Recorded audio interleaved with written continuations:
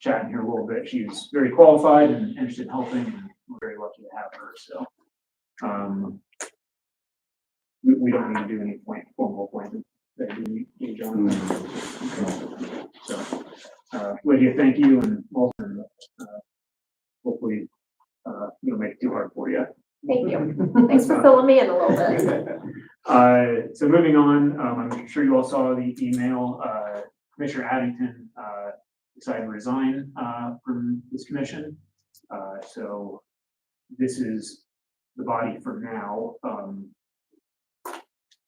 Obviously, we could, when I go and talk to council on Monday, I will inform them of that resignation. I think council will decide whether they would like to appoint someone to fill that vacancy. So with that being said, you all should have received the minutes from the April 10th meeting, as well as the agenda for this meeting. Without hearing any objection, we'll go ahead and accept the agenda and the minutes. Hearing no objection, those are accepted. Great. We'll move into updates from the city manager or law director. Jonathan, I know you said that you just got back into town and haven't had time to work on a whole lot, but if you have anything to share. Other than, well, I guess, Mr. Gordon, you were the one who circulated the letter from that Representative Ritter got from the LSC. I don't think there's really anything at this point in time to add. I think it's very helpful, has some helpful resources. We might circle back to that from time to time, but just members of the public as well, would be nice to, if we could somehow get the council clerks to make copies of those available for folks. Yeah, absolutely. Other than that, one agenda, one item on my plate that I have not yet gotten to is the question was put to me at the last meeting about getting together with the city auditor to put together some projections, estimates of what might happen come January to income tax revenues under different assumptions. I just have not had a chance to sit down and talk with them at that at length. One thing, and then of course I'm continuing to work on the other tasks that the commissions give me, most particularly that the chart is still a work in progress. So sorry, I don't have that done yet. Real briefly, it's only tangentially related to the issue 23 commission. Well, let me put it this way. My role in the issue 23 commission's role has to operate under the assumption that issue 23 will go into effect January 1st. That's the baseline assumption. Whether that assumption is good or bad or true or not is just not decided. Yeah. We have to operate under that assumption. Obviously, there's a lot going on in the outside world beyond that assumption. There is the issue 4 ballot measure. If that passes, I think that raises some challenges, political, probably mostly political, less legal. If it fails, maybe it's the opposite. I don't know. It's hard to predict. Well, if it fails, it just the status quo that we're in right now. Right. In one sense, that would be kind of a vindication of the baseline assumption. If it passes, obviously, then that assumption doesn't hold. I think the only thing that I have to comment on that is I believe the city sent out a mailer to all registered voters. Just so you know, what my understanding is, what they did was they took the voter rolls from the Athens County Board of Elections. Obviously, some of the people on those voter rolls no longer live at the current addresses. Some may change that. The BOE's voter rolls is kind of stuck in a particular moment in time. It's not necessarily true in real time.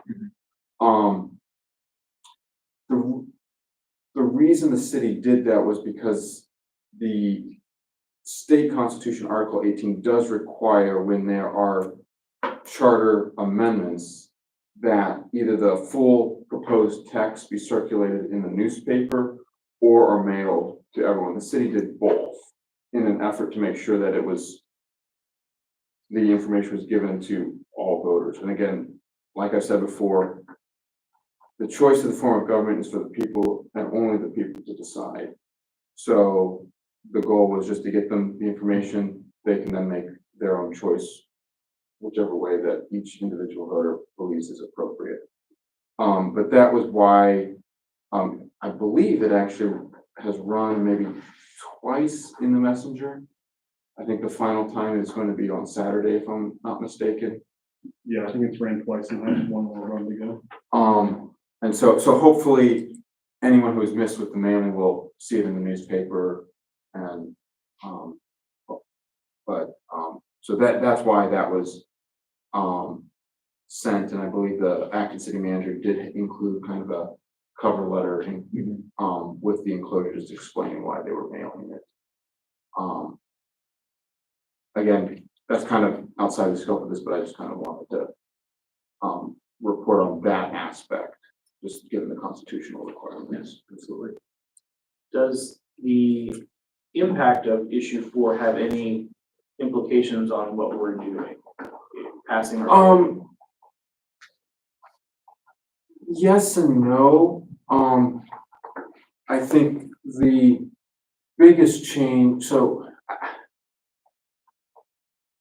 I think the best way, if issue 4 passes, I think, well, there's even a line in there that says it repeals issue 23. So obviously, issue 23 goes away. That takes away the baseline assumption that issue 23 goes into effect at the end of the year. Issue 4 does include a mayoral form of government, but under the charter. So remember, I think I said this a few meetings back, but kind of think about it. You have 2 boxes. The boxes are different, but the innards, whatever's inside of them, is basically the same. The voters can choose whatever goes into the box, or they could choose either box. Like it's their choice. I think whether it, again, if issue 4 passes, maybe it won't, maybe it will, but if issue 4 passes, I guess the question is, does this commission then transform into the issue 4 commission rather than the issue 23 commission? That's a question for council, not for us. Correct. Correct. And if issue 4 doesn't pass, I think just the commission just continues as it is. and I was thinking too that if it did, then would we even really need to exist? That's a very good question. I think council would have to answer it. And, what also, Jonathan, if issue 4 is adopted, is there potential for like there to be a stay or an injunction against that coming from a court if someone finds grounds to take legal action against it, and would we be right back to now, So in Nelsonville, the baseline odds of litigation are higher than in most municipalities, is how I would put it. I can't at this moment predict what orders, either provisional or permanent, a court might enter. It would be unusual for a court to issue an injunction against issue 4 if it passes. Now, again, that's kind of assuming everything is, recall that there was the voting issue with issue 23 not appearing on certain ballots, which as soon as I heard that, it greatly concerned me. It wound up not mattering for the vote, but what if issue 4 is much closer and there's a repeat, okay, God forbid there's a repeat of that, that would be a completely independent basis for a lawsuit. And that one would probably wind up going to the Supreme Court, which would mean it would take years. And we don't have years yet. No.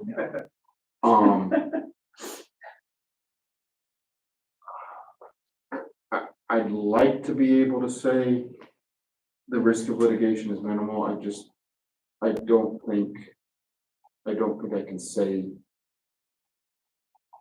that from where we sit, but even under the assumption that the city and the voters and the Board of Elections does everything properly, I don't think that'll actually eliminates the risk of litigation. Just, again, it's not something that we need to help drive us and steer us, but it's something that I think that potential should just be in our minds for as we're thinking and planning. Like I said, it's not a determining factor, or it should not be a determining factor in my eyes, but. I think so. I guess the one thing I must add to what I just said, I highly, not completely, but highly doubt that there would be any sort of emergency orders as there were in the case of issue 23. If issue 4 passed, I don't think we would get something in the form of emergency court orders.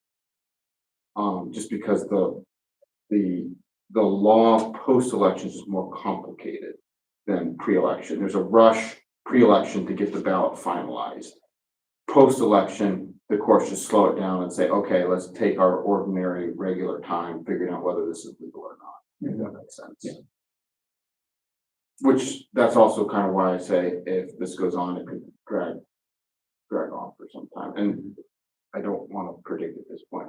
First off, because I don't believe more litigation one way or the other would be particularly productive, other than for the lawyers involved.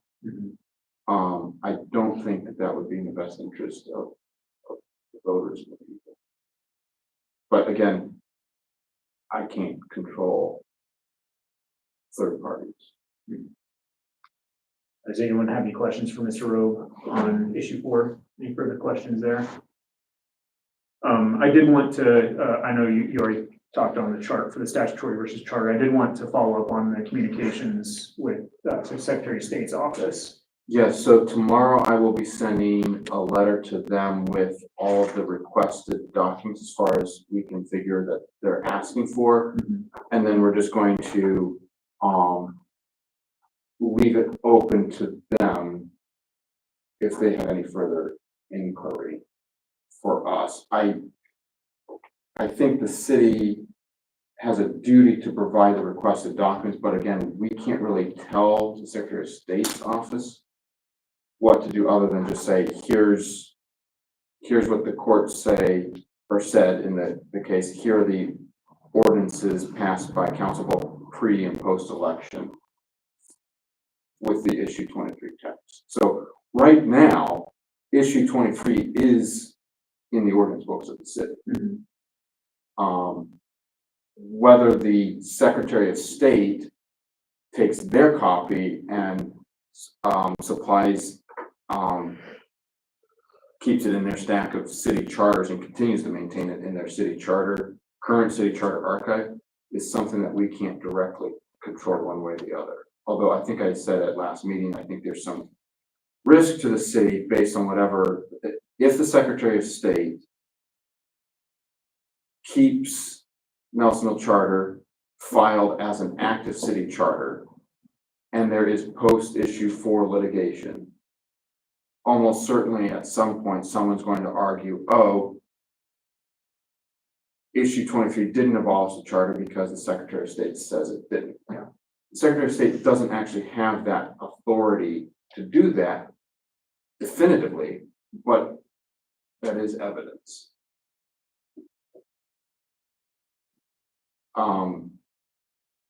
So I think just the best course of action is just to provide them the documents that the Secretary of State requested, and then if they want to have any follow-up with specific questions or specific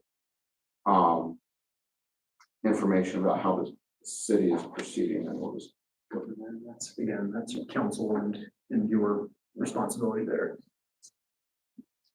I have one thing that it doesn't exactly pertain to that, but there are 2 different units in the city that are putting out vote no for issue 4 and vote yes for issue 4. And there was an issue with the signs for the second one that said vote yes, that the name of the posting person wasn't there, but that is now on those, so that is no longer an issue. If anybody wants to bring that up, everything meets the requirements.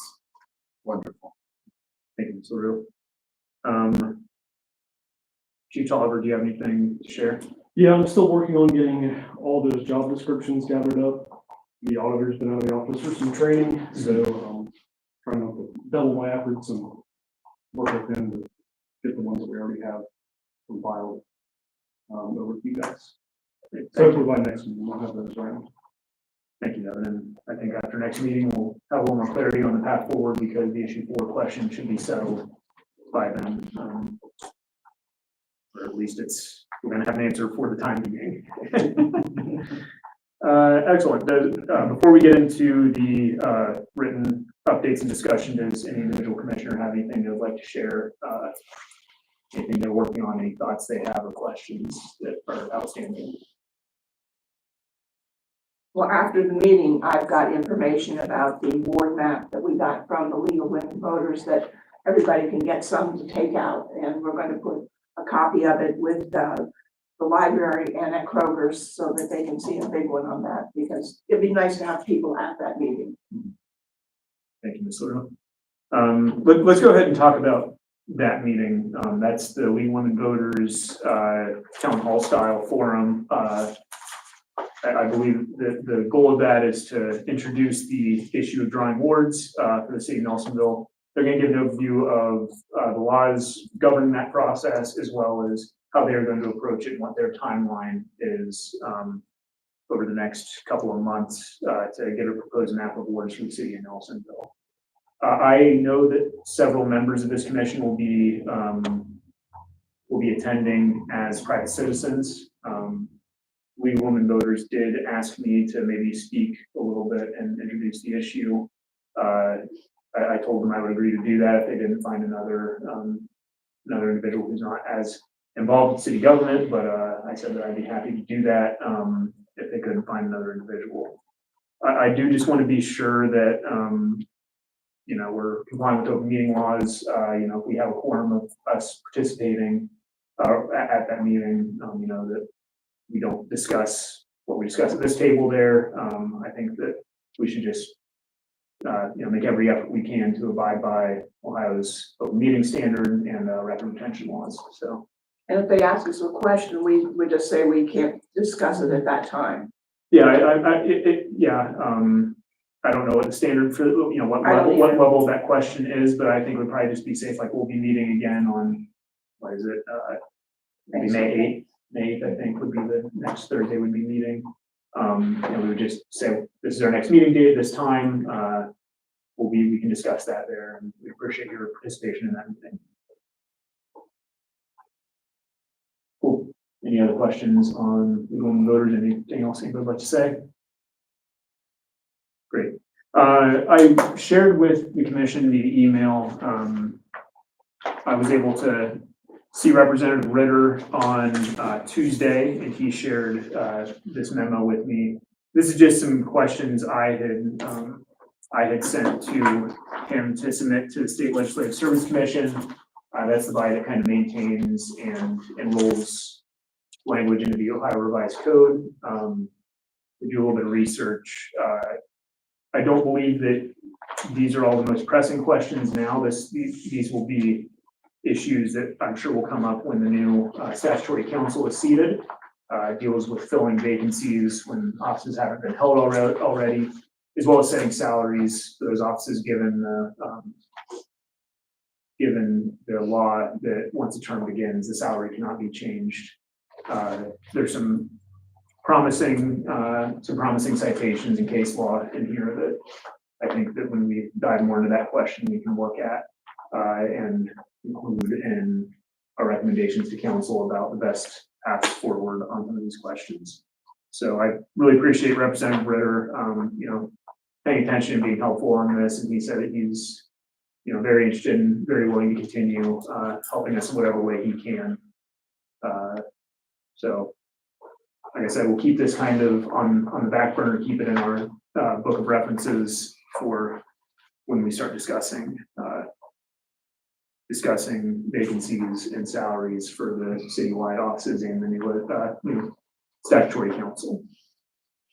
I know this meeting, we're not talking a lot about the issues, but I do think that getting together would be good to talk about planning at least the roundtable discussions for city employees and civil servants, just to be sure that we are keeping them informed and answering questions that they have, and inviting them into this process, because I think I said at the last meeting, they know their job is better than we ever will, unless we start doing them for many years. So, Terry, I think you said the last meeting, wait till after issue 5. I think that's correct. And I think it would be good to maybe select a date and then, at least frame out a rough agenda, or if one of us wants to make an agenda, before, when we're not meeting here, I think that would be helpful. To at least get something on the books and get something written down. And Devin, that's when I would invite you into this process to answer some questions about, what form do you think that should take, that kind of discussion? What time of day, what time of, obviously beginning or end of shifts, probably beginning would be better. Yeah, it could be beginning around, most of the staff, most of the utility workers get off around 3:30. Otherwise, my office is here 24/7, the fire department's here 24/7, so some of them will be around, but to get the most employees, either between 7:30 and 3:30 is where you're gonna get the most participation. I'm happy to work on like a big picture agenda item, and I can share it with everybody, and we can fill in kind of the granular stuff that need to be, Thank you, Mr. Kins, that'd be great. Is there a certain day of the week or other days of the week? I don't know how our shifts are set, if there's, shift A's on this day, shift B's on that day. I don't know what your. No, it's mostly Monday through Friday for them. Great. So really, any day of the week between 7:30 and 3:30 would, for at least the utility department, and then, Whoever else is on duty at that time for the police department, the fire department would be able to come down. do you think maybe it might be a good idea to do one at the beginning of a shift and then one at the end of a shift? Would that be? It'd be difficult because my guys are on 12, so they work 6 a.m. to 6 p.m. The fire department's 24/7. I don't know exactly what time they do their shift changes at. Okay. And Jonathan, I do have a question for you. How does open meeting law apply to those conversations? We're not trying to make recommendations and do what we're charged to do by council in those meetings. It's just largely fact finding. So if it's only one or two of us at this table participating in that conversation. If it's one or two, it wouldn't need to be an official meeting. That could just be gathering the information to then relate to the whole commission. Okay. For the same reason, like, not to put Mr. Rue on the spot, but there's nothing wrong with her getting those League of Women Voters posters and then coming and bringing them here. It's kind of trivial, but there's nothing wrong with her getting information to bring here. Well, I'm just looking at my calendar now.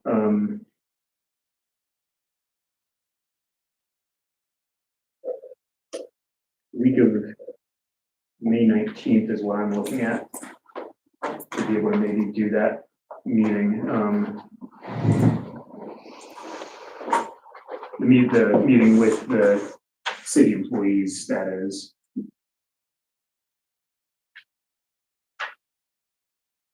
That's a Monday. Yeah, I'm looking at that whole week right now, just trying to, if it's at 7:30 in the morning, that's pretty easy for me to be able to make that happen. I'm just gonna throw a dart in the map and say, let's tentatively plan to do one of those on May 20th at 7:30. And that would be any city employee that is available and would like to attend may do so. And like I said, we want to keep it kind of this group participation in that constrained, because the open meeting law, and we don't want that to run afoul. So, I mean, I would like to participate in that, unless there's any other commissioner that would feel particularly compelled and passionate about it. I can because I don't have to be in the job then.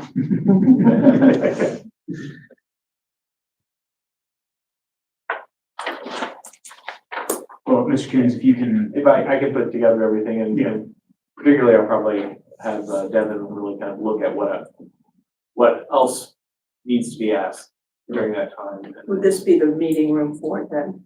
Or would it be more comfortable in one of your smaller offices? It'll depend, I guess, on how many people want to participate and come ask questions, so we can. We want them to feel comfortable. I can draft up an invitation too, that we could, that Devin, if you want to send, staff all or something like that, just email wise and we can post it. Yeah, I can do that. Great, I'll draft that and send it to you then.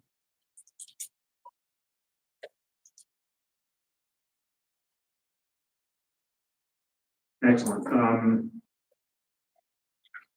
I feel good about that, and obviously with the police department and fire department, it's a little harder.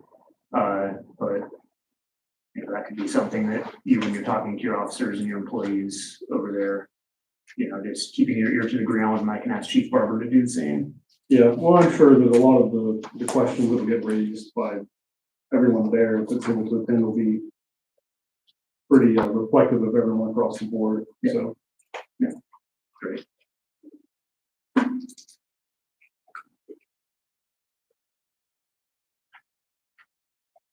So that would be, like I said, May 20th, 7:30, and let's just plan for it to be in this room. Just, easy. Mr. Coons is drafting an agenda, and I will write an invitation.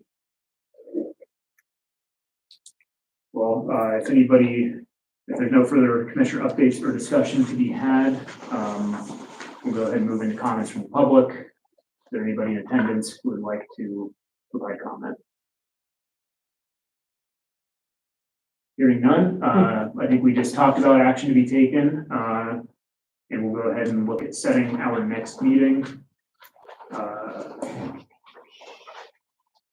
2 Thursdays from now is May 8th. If 6 o'clock is okay for that, we'll go ahead and plan for our next meeting to be at 6 o'clock on Thursday, May 8th in this room. I will not be able to make that meeting. I'm coaching a baseball team. We have a game. Okay. And assign homework or whatever, just let me know what my job is. I know by not being here, I'll probably get the fun stuff. Thank you, Neil. We'll still have a quorum present for that, so we'll go ahead and move forward with that meeting. With no further business on the agenda, I will go ahead and call this adjourned without objection. Hearing no objection, we stand adjourned. This is where I'd like to pass out this information. If some of you would be able to take these little things and pass them around your neighborhood or different places where people can, well, take how many of you think you want. You don't have to take every. Thank you.